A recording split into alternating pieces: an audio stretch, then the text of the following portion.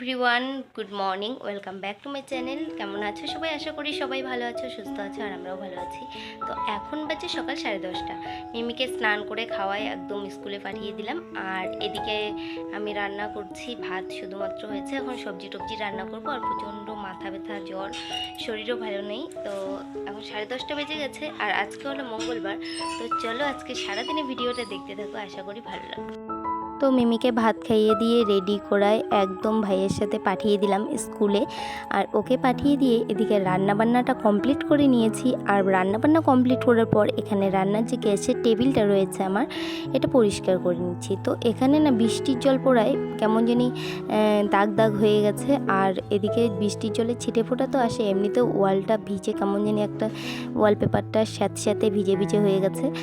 আর এখানে টেবিলের উপর যে প্লাস্টিকটা দিয়েছি এটাও কেমন একটু ময়লা ময়লা হয়ে গেছে। তো পরিষ্কার করে নিচ্ছি আর কৌটোগুলো র্যাকের মধ্যে গুছিয়ে নিলাম।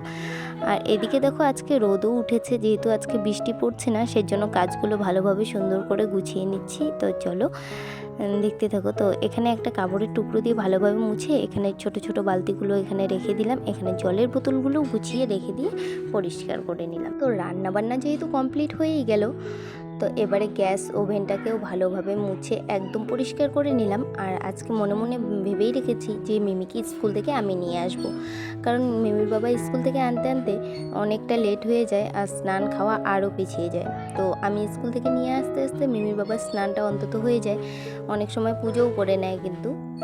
আর এখানে প্রিয়াঙ্কা বাসনগুলো মেজে রেখে দিয়েছে, ওর আমার দুজনেরই বাসন কোসন ধুয়ে মেজে পরিষ্কার করে রেখে দিয়েছে। তো বাসনগুলো এখানে ঝুড়ির মধ্যে গুছিয়ে গুছিয়ে রেখে দিচ্ছি। আর ওইদিকে মগ দুটো র্যাকের মধ্যে রাখবো, দেখলাম যে এখানে রাখা ভালো হচ্ছে না। তো এখানে র্যাকটার মধ্যে মগ দুটো আর বাটিগুলোও রেখে দিলাম এখানে হাতের কাছে, যাতে পেতে সুবিধা হয়। তো উপরটা তো গুছিয়ে পরিষ্কার করে সুন্দর করে নিলাম, এবারে নিচটাও পরিষ্কার করে নেব। তার জন্য এখানে মাজা বাসন, হাঁড়ি কড়াই যা কিছু আছে সব কিছু গুছিয়ে গুছিয়ে রেখে দিলাম। আর এখানে দেখো বড় একটা কড়াই রয়েছে, তো ছোটো কড়াইটার মধ্যেই আমি বেশিরভাগ সময় রান্না করি, সুবিধে হয়। বড়টা যখন বেশি রান্না করি তখন বড়টা আর কি বের করি। তো দুটোই আছে, যখন যেটা প্রয়োজন হয় তখন সেটা। আর এইদিকে দেখো কত সুন্দরভাবে গুছিয়ে নিলাম, জায়গাটা কিন্তু ভীষণ সুন্দর লাগছে, তাই না বলো? তো এবারে ঘরের মধ্যে আসলাম। আর ঘরের মধ্যে কয়েকদিন ধরে যা পরিবর্তন আনছি, মানে আমি নিজেও কনফিউজ হয়ে যাই কখন কোথায় কোন জিনিসটা মানে রাখতে চাই, আর কখন কোথার থেকে কোন জিনিসটা খুঁজতে যাই। কারণ কয়েকদিন ধরে এই খাট, শুধুমাত্র আমার ঘরে খাটটা বাদে সব জিনিস ওলটপালট কিন্তু হয়েই থাকে, মানে এই দিক সেদিক করতেই থাকি। তো আবারও ঘরের লুক পাল্টে দিয়েছি। তো যেখানে সোফাটা ছিল সেখানে শোকেসটা রেখে দিয়েছি। তো শোকেসের উপরেই মোবাইলটা রেখে কিন্তু আমি ভিডিও করছি, বুঝতেই পারছো। আর এই দিকটা থেকে দেখতে কিন্তু বেশ ভালোই লাগছে, তবে শোকেসটার পরদিনই আবার সরিয়ে দিয়েছি। তো এখানে ব্ল্যাঙ্কেটটাও ভালোভাবে ভাঁজ করে নিয়ে নিলাম, সুন্দরভাবে গুছিয়ে এক সাইডে রেখে দিলাম। আর ওখানে কাপড় চোপড়গুলো রেখে দিলাম গুছোবো বলে।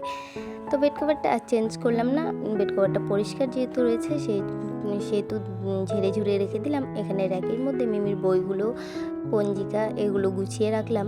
আর তার নিচে থাকতে মিমির বাবার টি শার্টগুলো এখানে গুছিয়ে গুছিয়ে রাখবো। আর কাপড়গুলো গুছোতে গুছোতে তোমাদের কয়েকটা কমেন্ট আমি শো করাচ্ছি, তো দেখে নাও।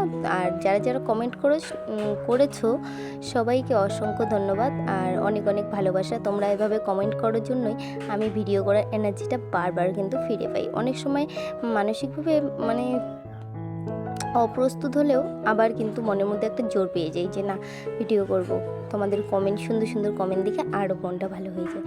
তো এখানে হাতের সামনে মিমি ছোট ছোট প্যান্ট গেঞ্জিগুলো, মানে যেগুলো সব সময় ব্যবহার করার জন্য লাগে, সেগুলো আর রেখে দিচ্ছি। কিন্তু এভাবে গুছানো আর কতক্ষণ থাকবে? জাস্ট আজকে দেখছো, কালকে আবার ঘরের লুক অন্যরকম দেখতে পাবে, কারণ আমি ঘরের লুকটা অলরেডি চেঞ্জ করে দিয়েছি, মানে এখন ভয়েসটা দিচ্ছি তাই বলছি আর কি। আর এখানে ব্রাশটা রেখে দিলাম, ব্রাশ হোল্ডারটা এটা অনলাইন থেকে নেওয়া ছিল। আর এখানে মিমির ব্যাগটাও সুন্দরভাবে রেখে দিলাম। এবারে মেশিনটা প্রতিদিন মুছে কুছে ঢেকে রাখি, সেটা দেখাই, কিন্তু আজকে মেশিনের কভারটা খুলে দিলাম, কারণ এখানে পরে যদি সেলাইয়ে বসি সেই জন্য আর কি খুলে দিলাম। আর এই বেড কভারটা এখানে ভাঁজ করে রাখছি, এটা ওইদিকে কাজে লাগবে সেই জন্য। তো চলো মেশিনটা ভালোভাবে ঢেকে ঢুকে রেখে দিই, মুছে নিলাম। আর এই দিকে বেড কাভারটা নিয়ে সোজা চলে আসলাম। এই যে ঝুড়ির মধ্যে কয়েকটা কাপড় রেখেছি, ওটা ঢেকে রাখলাম। তো এবারে সোফাটাও সুন্দর করে ঝেড়ে একদম পরিষ্কার করে গুছিয়ে রাখবো। আর ঘরের মোটামুটি জিনিস কিন্তু আমার পরিষ্কার করা হয়েই গেছে, আর রান্নাবান্নাও কমপ্লিট যেহেতু। তো এবারে সোফাটা গুছিয়েই স্নানে চলে যাব। আর স্নান করে এসে আবার রেডি হয়ে মিমিকে আনতে যেতে হবে। আর তার আগে পুজোটাও রয়ে গেছে, পুজোও করতে হবে। স্নান কমপ্লিট আর পুজোও করে নিয়েছি। তো এখন বর্তমানে ফুলের যা অভাব, ফুল তো পাওয়াই যায় না। আর আমার ঘরের পেছনে বারান্দায় যতটুকু ফুল রয়েছে সেটা দিয়েই পুজো করে নিলাম। তো স্নান পুজো করে মেয়েকে আনতে যাচ্ছি স্কুলে। এখন বাজে 1:25, 1:30 ছুটি। তো চলো মিমিকে স্কুল থেকে নিয়ে আসি, আর তারপরে তোমাদের সাথে আবার কথা হচ্ছে। তো মিমিকে স্কুল থেকে নিয়ে চলে আসলাম। আর দেখো কি নিয়েছি, মা দেখাও তো তুমি কি নিছো, কি নিছো ওগুলা, কি নিছো বলো? জেমস। জেমস কিসের মধ্যে এগুলা? ব্যাগের মধ্যে, হ্যান্ড ব্যাগ। দুইটা কার কার জন্য? তাই। তো আমি তো তাড়াহুড়ো করে মিমিকে আনতে স্কুলে চলে গেলাম, যে মিমির বাবা বাড়ি এসে ততক্ষণে স্নানটা করে নিতে পারবে। আর আজকে ওর দোকানে এত লেট হয়েছে যে বাড়ি আসতেই পারিনি। তো এখন আমাদের সাথে রাস্তায় দেখা হলো, একসাথেই বাড়ি যাচ্ছি। হেঁটে আস্তে আস্তে দেখা হয়ে গেল। আর মিমিকে এখানে হেঁটে হেঁটে সাইকেলে নিয়ে যাচ্ছে। আর মিমি কিন্তু হেঁটে হেঁটে যাবে না, বলছে, ওর বাবাকে বলছে যে সাইকেলে উঠে ওকে চালিয়ে নিয়ে যেতে। তো অনেকক্ষণ ধরেই বায়না করছিল, আমিও শেষমেশ বললাম যে না, ওকে সাইকেলে করেই নিয়ে যাও। তো এই দেখো সাইকেলে ও পিছনে নাকি বসবে, পিছনে বসে তাও এক হাত দিয়ে ধরে রেখেছে যদি পড়ে যায়। আর ওইদিকে বাবা দাঁড়িয়ে আছে। মিমি কিন্তু ভীষণ মজা পেয়েছে এভাবে সাইকেলে আসতে, তবুও ভয় লাগে, বাচ্চা মানুষ। আর ও না ভালোভাবে মানে পা ফাঁকা করে ওখানে বসতে হয়, আর ও পাটা বারবার সাইকেলের মধ্যে আরও চাপিয়ে নিয়ে আসে, সেটাই ভয় লাগে। তো খাবারটা নিয়ে এসেই আগে ওর দিদিভাইকে দিল একটা। আর তো এবারে ড্রেসটা চেঞ্জ করিয়ে দিয়ে হাত মুখ ধুইয়ে খাওয়া দাওয়াটাও করে নেব। আর এখানে মিমি দেখো ঘেমে কি অবস্থা একদম, আর ভীষণ খুশি। তো এখানে কোয়াশ আলু সোয়াবিন দিয়ে একটা নিরামিষ তরকারি করেছি, আর পটল ভাজা। আর কালকে আমার একটা পার্সেল এসেছিলো, পার্সেলটা তোমাদের সাথে শেয়ারই করা হয়নি, কারণ ভিডিও তো এডিট করিনি। তো এই দেখো পার্সেলটা এখন আনবক্সিং করছি, আর এটা তোমাদের সাথে শেয়ার করব। তো চলো এটাকে আনবক্সিং করে যাক। তার জন্য একটা কাঁচি নিয়ে নিলাম, কারণ এই আঠাগুলো এত মজবুত হয়, একদম হাত দিয়ে ছিঁড়তেই চায় না, সের জন্য কেটে দিতে হয়। আর অর্ডার করেছি একটা আইশ্যাডো প্যালেট।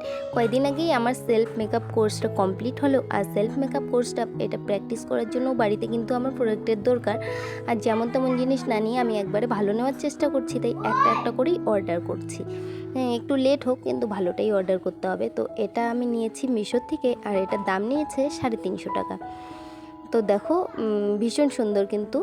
আর এখানে মোট 63টা কালার রয়েছে, আর প্রত্যেকটা কালারের নিচে কিন্তু নাম দেওয়া আছে, মানে নাম লেখা আছে, কোনটা কি কালার বা কি সেটা লেখা আছে, খুব সুন্দর। আর একটা সুন্দর মিররও রয়েছে মুখ দেখার জন্য, মানে আইশ্যাডো যখন তুমি আইশ্যাডো করবে তখন এই আয়নাটাও ইউজ করতে পারো। তো এই আয়নাটা তোমাদের দেখালাম।